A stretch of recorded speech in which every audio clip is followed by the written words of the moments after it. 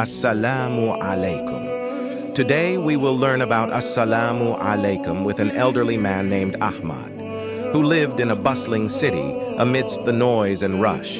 Every morning he would sit outside his small house, greeting people as they passed by.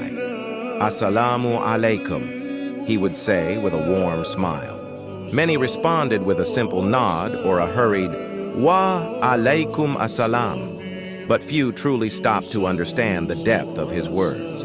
One day, a young man named Yusuf, weighed down by life's struggles, passed by Ahmad. Without much thought, Ahmad greeted him, Assalamu Alaikum. Yusuf paused. He'd heard the greeting countless times, but never gave it much meaning. That day, something was different. He stopped and asked, Why do you always say that?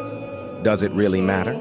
Ahmad looked at him kindly and replied, My son, these words are more than just a greeting. When I say Assalamu Alaikum, I'm offering you peace, praying for your well-being, and reminding both of us that no matter the chaos around us, peace is what we seek.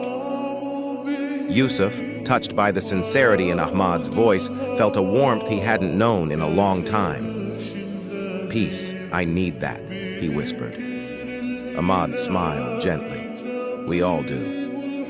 But peace begins with us, through our words and our actions.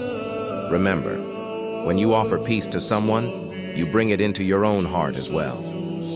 That day, Yusuf didn't just receive a greeting, he received a lesson. From then on, he began to greet others with Assalamu Alaikum, not just as words, but as a heartfelt message of peace. Slowly, he noticed a change. The more he spread peace, the more he felt it within. And so, with each greeting, the ripple of peace grew in the world around him. Thank you for watching. If you enjoyed this video, make sure to subscribe and turn on the notification bell so you don't miss our future reflections. Until next time, Allah Hafiz.